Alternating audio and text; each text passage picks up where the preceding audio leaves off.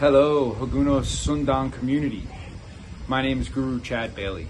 I'm a full instructor in modern Arnis, Kuntao Silat Kadina Demano, Kidlat Eskrima, and Kakoi Dosa Paras Eskrima and Escrito. I began studying martial arts in 1980 and Filipino martial arts in 1986. I'm the founder of Progressive Arnis, which is the FMA-based art which I teach. Progressive Arnis is an accumulation of my training with Remy Presas, Dan Inasanto, Edgar Solite, Billy Bryant, and Kakoi Cañete. My other martial arts training in Kempo Karate with Ed Parker, Judo and Jiu-Jitsu with Wally J, Kuntao Silat de Torres with Willem Uncle Bill de Torres, and Tai Chi with many different instructors, but primarily Tom Up the Grove, George Shue, and Richard Clear. All of these have definitely influenced my Arnis. I continue to train in De Cuerdas Eskrima under James Moreau, Calis Illustrissimo under Narzo Onward. I continue my Kakoi dos Paras Eskrima training with Zach Whitson, and I train in Zach's system, Counterpoint Tactical Systems, as well. My Progressive Arnis classes are currently small in-person classes held in my backyard. We sometimes also meet at the beach or in the park. It's always a comfortable location. And our classes have also been on Zoom since the beginning of last year when the pandemic started. Our ratio of male and females is about 50-50. There are times that we have more women in class than men and vice versa, but if everybody showed up at the same time, it would be about a 50-50 ratio. Okay, Hagunos Sundan community, for our practice portion, you're going to need a single stick. We are joined by my wife, Lakan Carmen Bailey, and we're going to start with just a basic striking pattern. Put your right foot forward, stick in your right hand, and downward figure 8. A downward 45-degree forehand and a downward 45-degree backhand.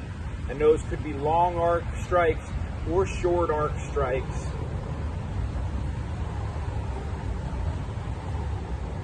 And let's do a little bit of that left-handed as well.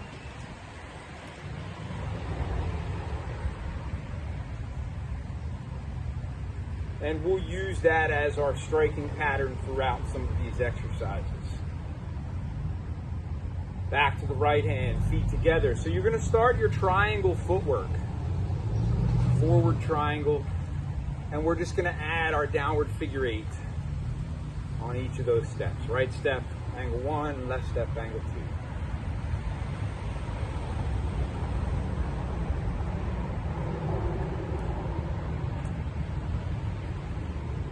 And we can do the back triangle as well.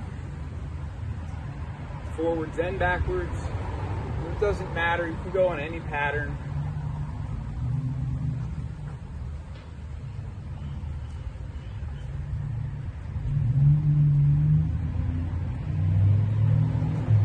Let's do that a little left as well.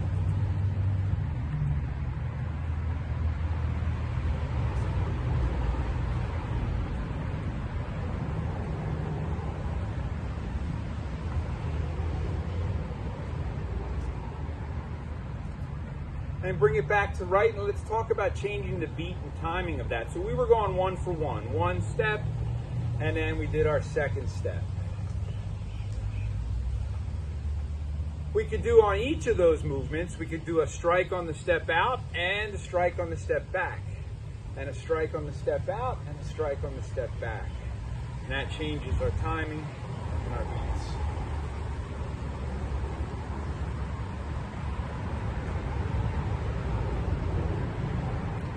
We could do a double on each step. 1, 2, 1, 2, 1, 2, 1, 2.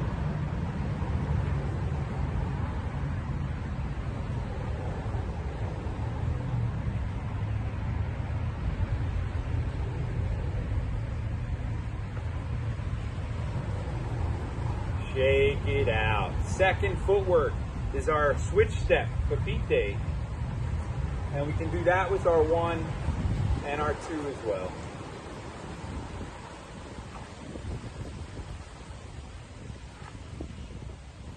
And we can do that a little left.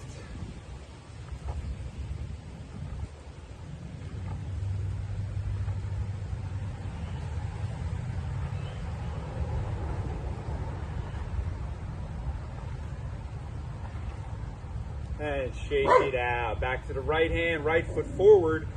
Then we add in our plus sign or Yurong shuffle footwork. So we're going to shuffle forward with that 1, back with the 2. Let's go outside with the 3 and inside 4. 1, 2, 3, and 4.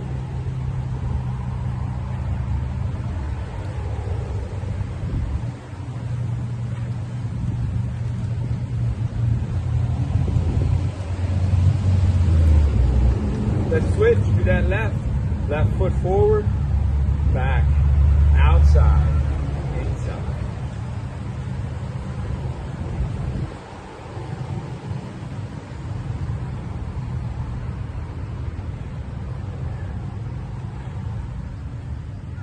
Shake it out. Put the right foot forward. Let's talk about all our angles real quick before we do our stances. Angle 1, downward 45, 2, downward 45, 3, horizontal, 4, horizontal, 5, thrust to the center, 6, diagonal up, 7, diagonal up, 8 and 9, straight down from the left and right shoulders, 10, 11, straight up from the left and right hips. Same left hand, 1, 2, 3, 4, 5, 6, 7, 8, 9, 10, and 11. Let's do that with the stances. Carmen's going to stay facing the camera. I'm going to turn sideways so you can see the stances sideways. Angle 1, fighting stance. Angle 2, forward bow. 3, reverse bow. 4, soft bow. 5, cat stance. 6, crane stance. 7, high twist. 8, low twist. 9, seated twist. 10, horse. 11, flying leg. Back to fighting. Switch that out, left hand. 1, 2, forward. 3, reverse. 4, soft. 5, cat. 6, crane. 7, high twist. 8, low twist.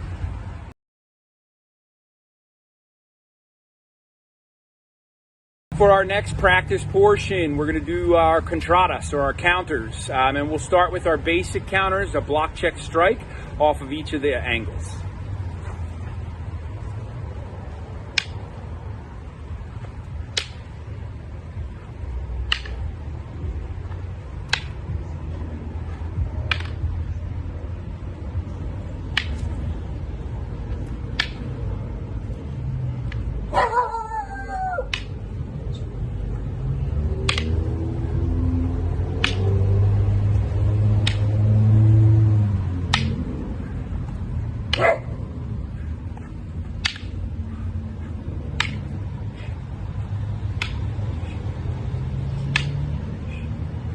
And in the air, facing the camera, angle 1, block, check, strike the ribs.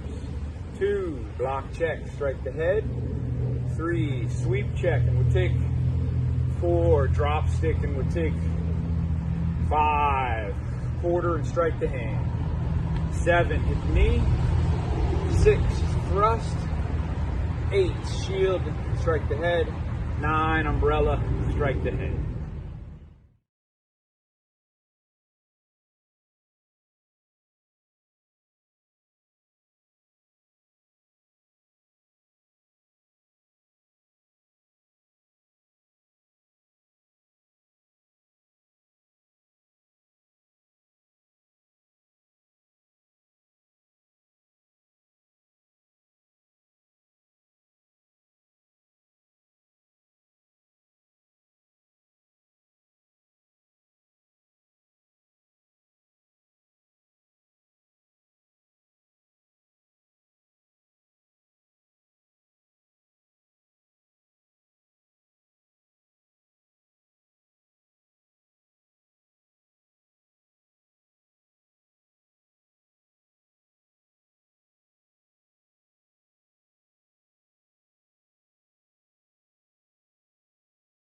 Empty hand counters are the same. 1, 2,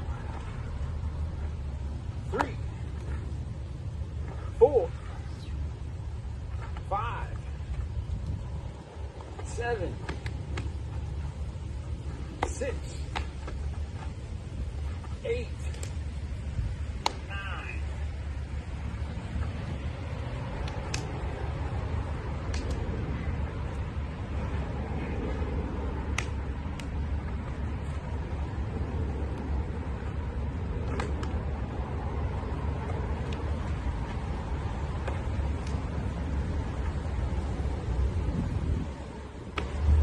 Shake it out.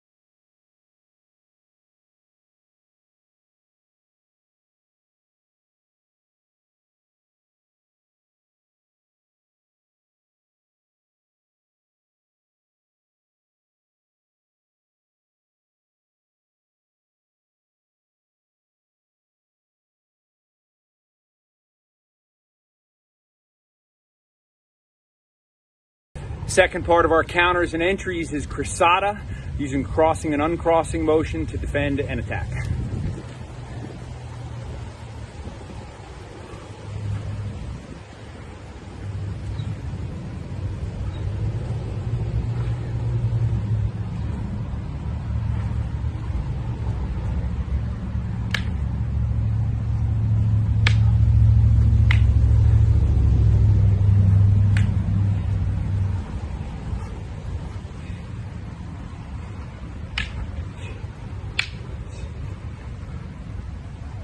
And shake it out.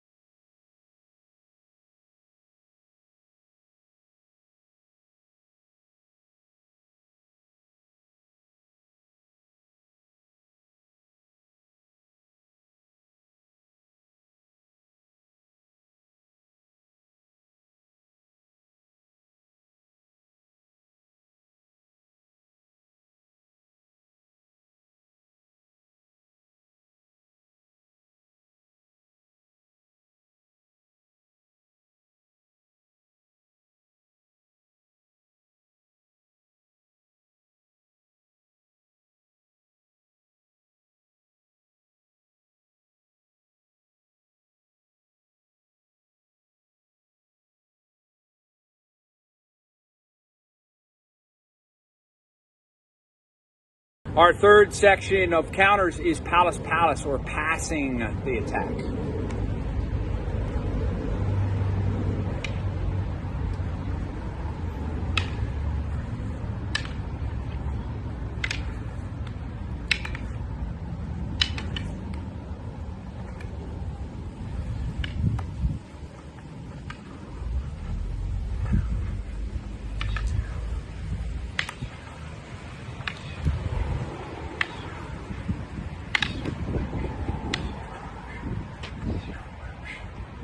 Palace palace, shake it out.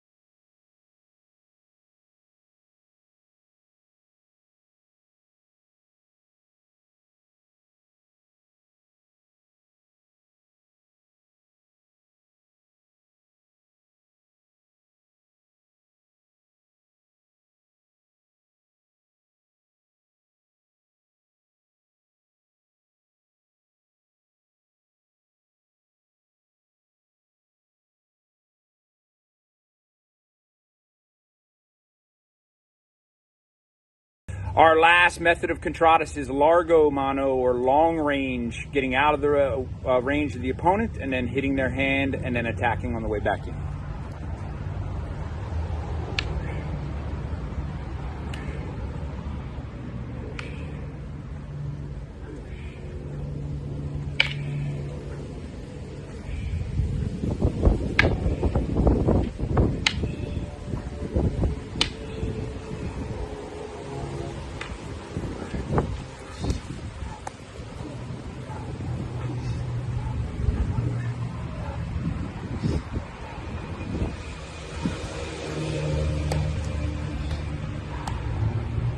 Largo mano, shake it out.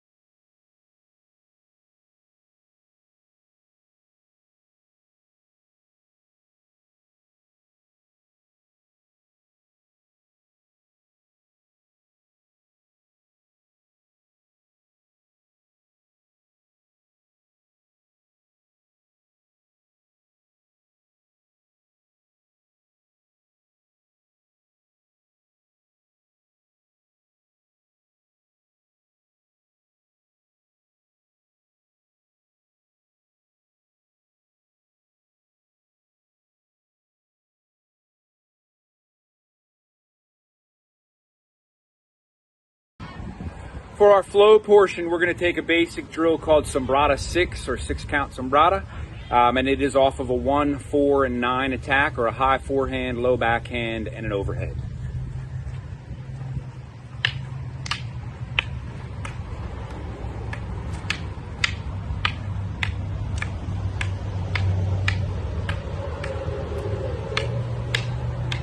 Slow motion.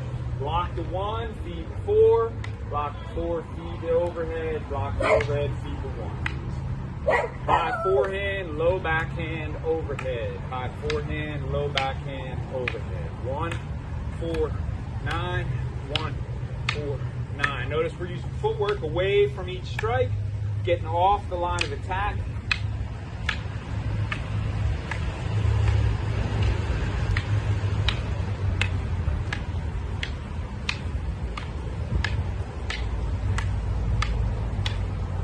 Shake it out, sumbrada 6.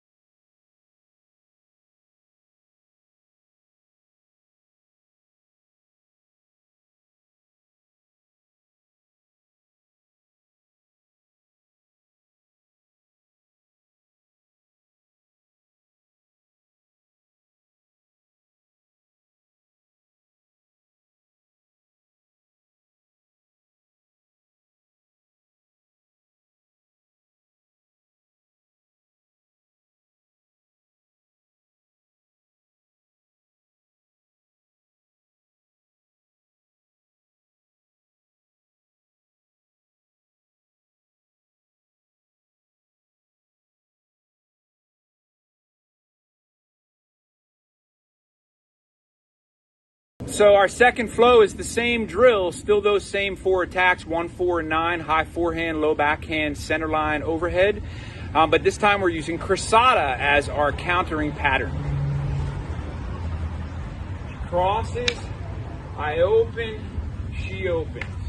I cross, she opens, I open. 1, 4, 9, 1, 4, 9, 1, 4, 9, 1, 4, 9.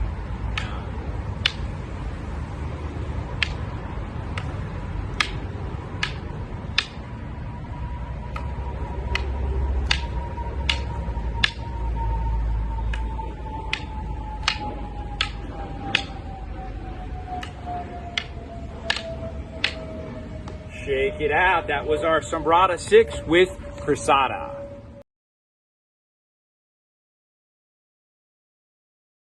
Third flow is taking that sumbrada 6 pattern and doing it with palas palas or passing. 1, 4, overhead. 1, 4, overhead. 1, 4, overhead. 1, 4, overhead. So that is your palas palas version.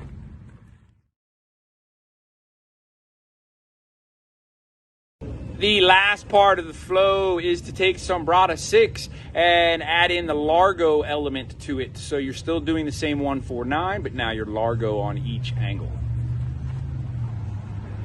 1, 4, 9, 1, 4, 9, 1, 4, 9, 1, 4, 9, 1, 4, 9, 1, 4, 9. That is your largo version.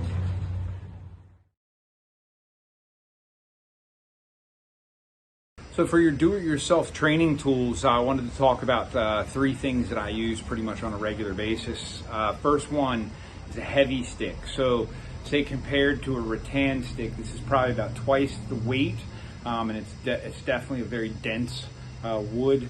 I think this is a cocobolo stick, but it's just a lot heavier, and so when you're swinging those strikes that we were earlier, those 1s and 2s, you have a whole lot more that you have to activate. You got to activate your core.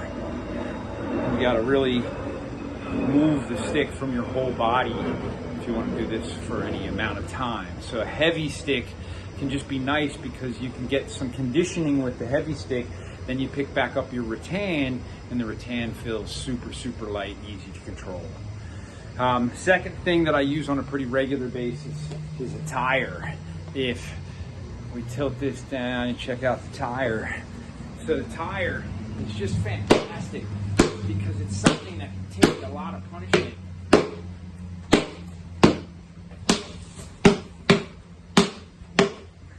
And you can keep hitting a tire over and over again, and you're not going to destroy your sticks, and you're not going to destroy the tire. That tire I've been using now for about 5 years. So you can use it in different positions, and you can move it around. You can even make dummies out of tires, and they're great. And the third tool I'll talk about is a hacky sack. Hacky sack actually comes from a old Filipino game called Sipa Sipa, and it is the basics of sikaran, or the basics of your kicking techniques.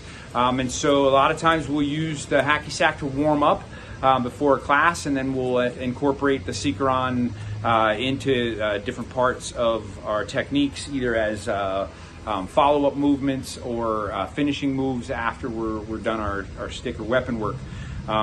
And so you take your hacky sack, and you have your 4 basics. You have your knee, which is obviously a knee. You have your front kick, which is obviously a front kick. You have your inside, which is a cross kick. You have your outside, which could be your side kick or your roundhouse kick. So you practice these by doing this in repetition. You have to be able to use eye-hand coordination, be able to tap the sack with your foot, and keep it off the ground. And then you do that with partners, and you can do it with a group of people, and you're trying to keep the hacky sack from touching the ground using your basic sikaran kicks. So those are your do-it-yourself training tools. Our tips, I'll talk about something that carries over from other martial art that I do, Tai Chi. In the Tai Chi Classics, they talked about 3 evils of training. And those evils are, number 1, lack of persistence, number 2, haste, and number 3, greed. And you conquer those 3. You conquer lack of persistence with consistency. You make sure that you practice consistently, and that'll combat that lack of persistence. You conquer haste by slow, steady progress. As opposed to trying to get it all at once and trying to do everything, slow baby steps. Moving forward is eventually what gets you to that goal. And greed, you conquer greed with small, manageable bites. And we talked about that in class actually today. Segmented learning. Anytime you're having trouble learning a skill, break it down into smaller components, master those smaller components, then reassemble the components back into the full movement, and the movement should feel a lot more comfortable. And so that is your evils of training: lack of persistence, haste, and greed, and you conquer them with consistency, slow, steady progress, and small, manageable bites of information. In conclusion, I would just like to talk about one of the reasons I think that we have a high percentage of female students, 50-50 in Progressive Arnis, I think is because I tend to focus on the skill, sensitivity, precision, and finesse needed to make the techniques in FMA work. And this is equal for men or for women, because speed and strength don't have as much of a relation as those other skill sets.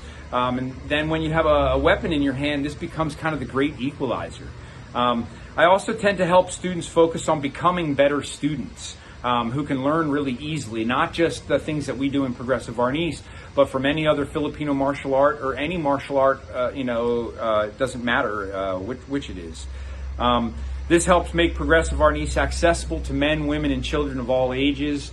I've really enjoyed working with you all, and I hope I get to do something more with you in the future. Maybe we'll do a Sipa class where we can talk about the applications of Sikaran and using the Sipa as a training tool. It was used as a tool for teaching young children the basics of Sikaran, so maybe that could be a second one. Thank you so much.